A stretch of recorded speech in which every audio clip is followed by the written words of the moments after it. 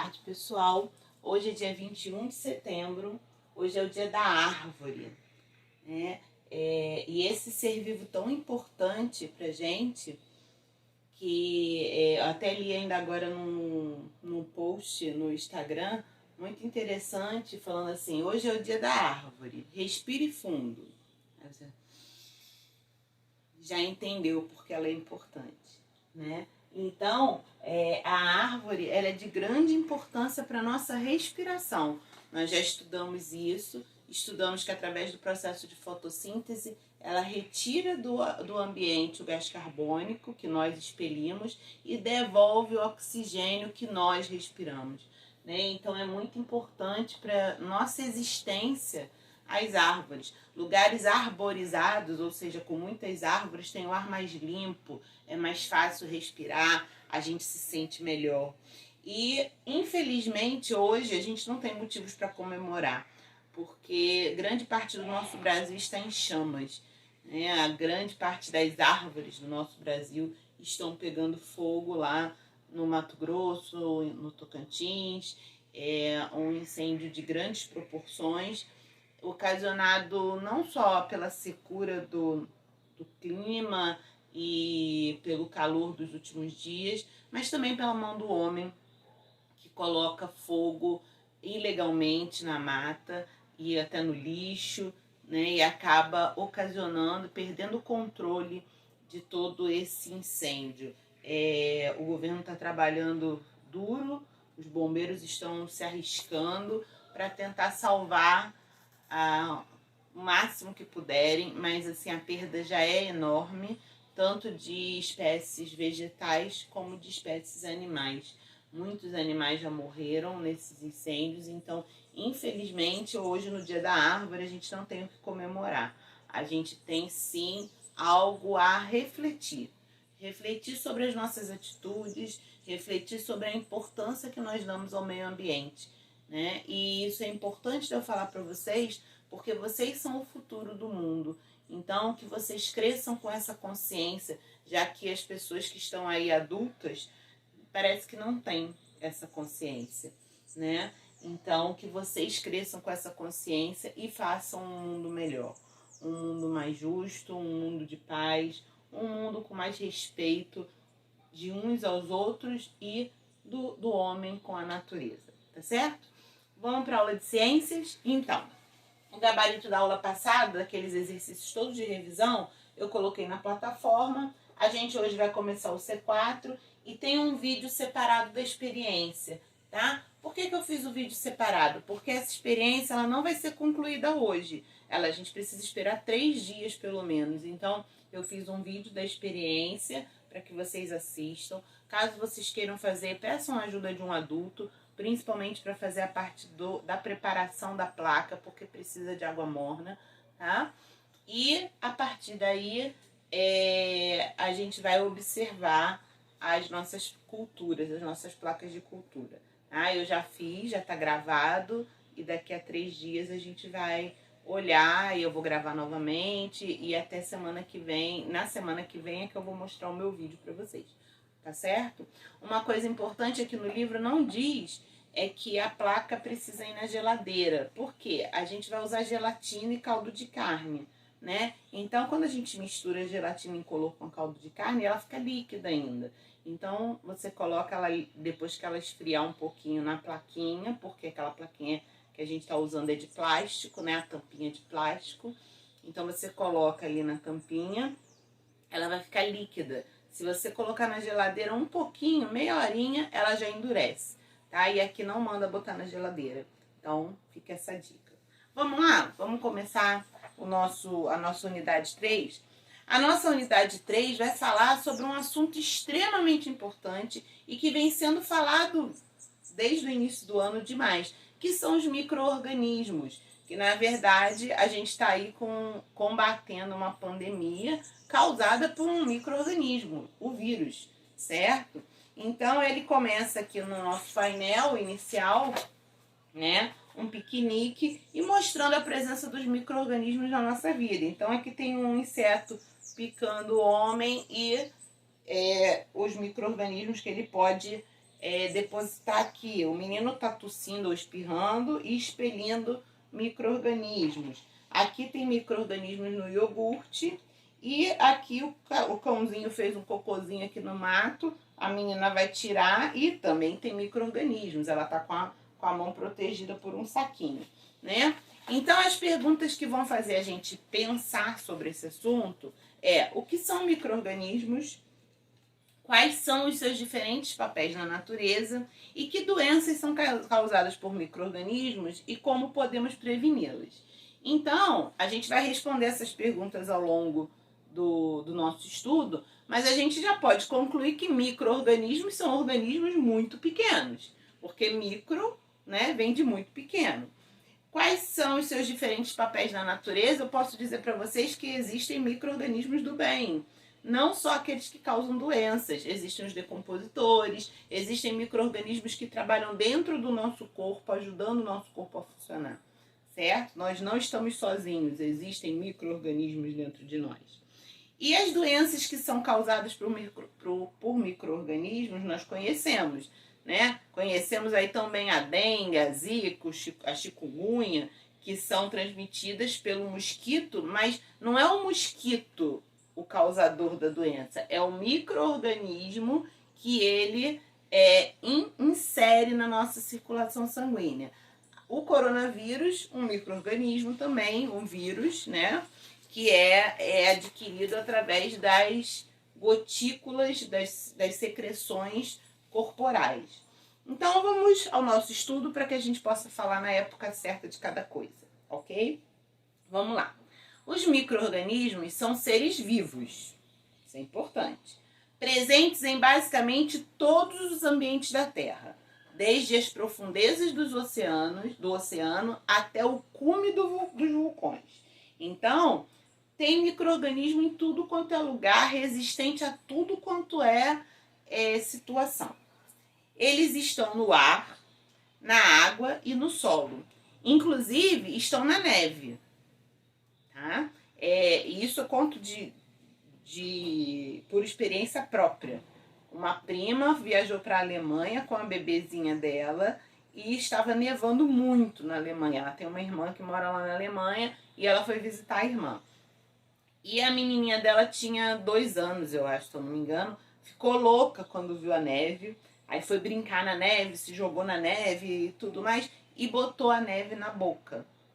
E ela teve um problema muito sério causado por um micro-organismo que estava na neve na boca.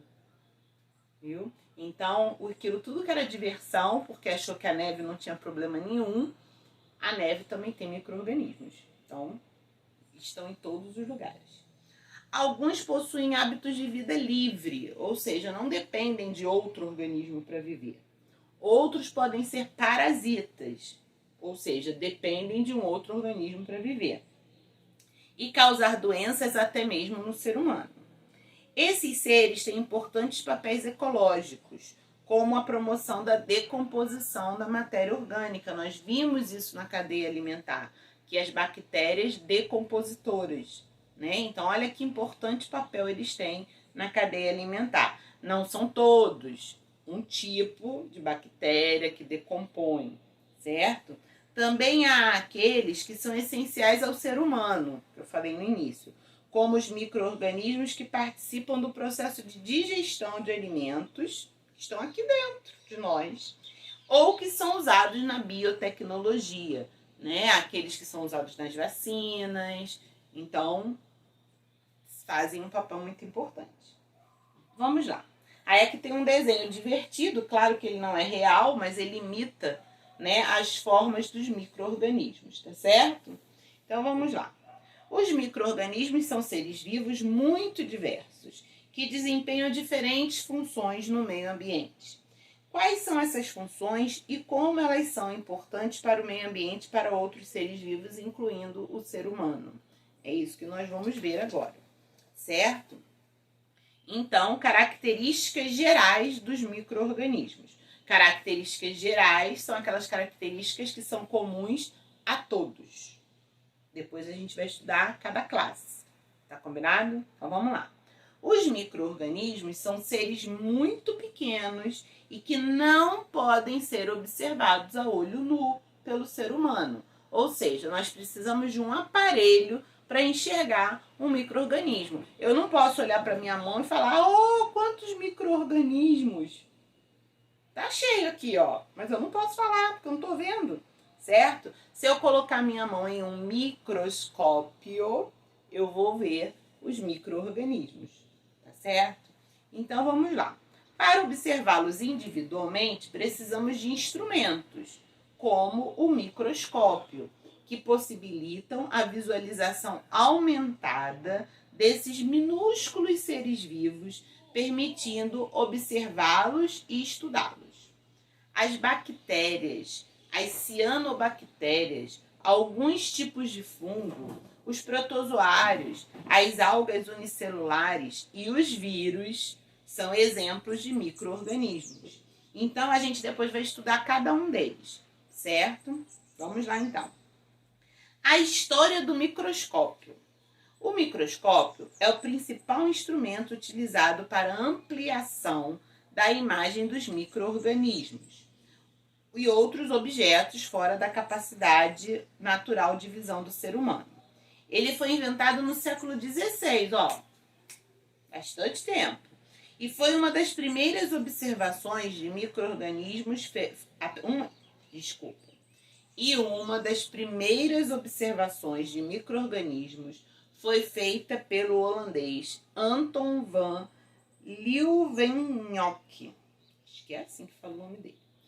Podemos ter observado por ter observado e relatado as formas e o comportamento de micro-organismos, ele é conhecido como o pai da microbiologia.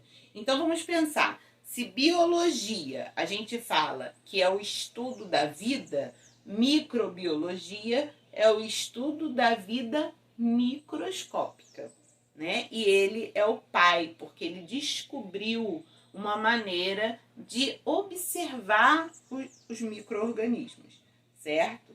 O microscópio usado por ele era constituído por uma única lente, capaz de aumentar a imagem entre 50 e 300 vezes. Com esse modelo, observou bactérias, glóbulos vermelhos do sangue e espermatozoides. E ele está aqui no livro. Vejam como ele era bem rudimentar, né? Bem diferente do que a gente conhece como microscópio hoje. Então, e ele era capaz de visualizar os micro-organismos até aumentar até 300 vezes, né? Aí aqui tem a explicação do que é microbiologia, que a gente já falou.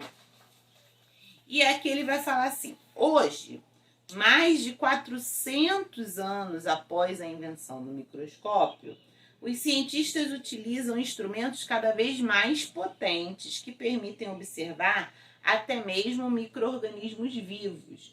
Por quê? Porque alguns microscópios, para a gente poder observar, tem que preparar o material, né? Seja a saliva, ou seja a água, ou seja um pedacinho de terra, mas tem que preparar numa lâmina e colocar algum componente químico que vai matar o micro-organismo. Então, a gente vai vê-lo, mas ele vai estar morto. Só que hoje já existem aparelhos que permitem a visualização do micro-organismo vivo, que são diferentes e que não precisa desse tratamento todo, desse tipo, vai fazer um outro tratamento, mas que permite a visualização dele até se movimentando, certo? E muitas vezes, quando a gente for estudar aparelho reprodutor, vocês vão ver isso, permite até a manipulação dessas células que são também micro-organismos, como é o caso do espermatozoide, que ele falou lá na frente, né? Que quando a gente faz a inseminação artificial, vocês já devem ter ouvido falar sobre isso, o médico pega uma célula viva, coloca dentro de outra célula viva fora do corpo humano. Então, é um processo assim muito bacana e com muita tecnologia, tá? Então, vamos lá. Mas isso a gente vai estudar mais pra frente. Vamos lá, então. Os cientistas já li. Um exemplo deles é o microscópio óptico, que é aquele que a gente conhece mais, que bota o olhinho assim e vê ali naquela bandejinha, né? O que a gente prepara para colocar, e é o que a gente tem lá na escola também. Então, o microscópio óptico é formado por um conjunto de lentes que permite um aumento de até 1000 vezes o tamanho da imagem original, o que é bastante. 1000 vezes é bastante. Existem também os microscópios eletrônicos, com um poder ainda maior de ampliação, os quais permitem que uma imagem seja aumentada até 1 milhão de vezes o seu tamanho original. Imaginem, dependendo do modelo do instrumento. Porém, sua operação necessita de uma série de preparações e o objeto a ser observado tem que ser tratado com produtos químicos, o que ocasiona a sua morte. Em contrapartida, as imagens obtidas por microscopia eletrônica são muito ricas em detalhes. Então, o microscópio eletrônico, segundo o nosso livro aqui, né, está dizendo que ele só observa os organismos mortos, porque ele precisa ser tratado. Mas tem uma riqueza de detalhes muito grande. E já o óptico permite que seja visto ele andando lá, né, fazendo as peripécias dele. Vocês já foram no Aquarrio?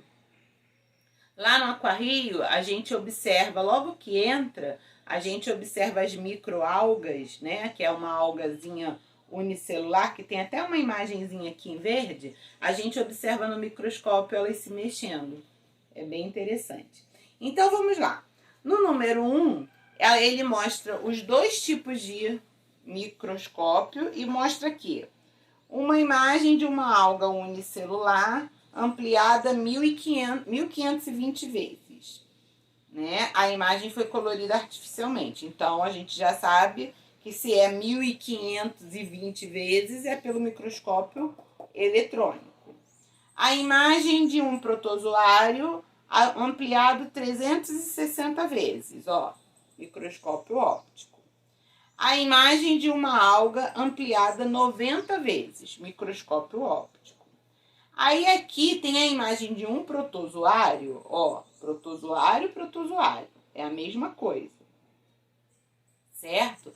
Ampliada 485 vezes. Ela foi ampliada menos de 1000 vezes, mas se você comparar essa imagem com essa imagem, qual é a que tem mais detalhe? É essa aqui, né? Olha quantos detalhes ela mostra. Então, essa imagem é a de um microscópio eletrônico, certo? Muito bem. Para observar os micro-organismos, precisamos de um instrumento que amplie a imagem, como um microscópio. Pesquise, e aí essa eu quero que vocês façam, e a gente vai conversar no Meet. Pesquise se todos os micro-organismos são visíveis ao microscópio óptico. Eu quero saber, todos eles podem ser vistos pelo óptico? Registre o que você aprendeu com a sua pesquisa. E a gente vai conversar sobre isso no Meet. Combinado? Agora, vocês vão fechar esse vídeo e abrir o vídeo da experiência, certo? Lembrem-se, quem quiser fazer a experiência precisa da ajuda de um adulto, porque precisa de água morna, tá certo? Então, só façam a experiência com a ajuda de um adulto. Se você não puder fazer a experiência, não tiver nenhum adulto para te ajudar, você não tiver o material, não tem problema. Acompanhe a experiência que a tia Simone fez, que daqui a 3 dias eu vou filmar o resultado e você vai ter condição de responder as 2 perguntas que estão na página 88. Combinado? Então, não precisa, ai, mãe, tem que comprar isso, mãe, tem que fazer aquilo, mãe, tem... Não precisa. Se a mãe não puder fazer, se a mãe estiver trabalhando, estiver ocupada, não tiver condição de fazer, assiste o vídeo, porque a tia Simone fez tudo, filmando cada pedacinho para vocês verem, como se a gente estivesse no laboratório, tá? E daqui a 3 dias a gente vai observar a plaquinha e vai poder responder. Combinado?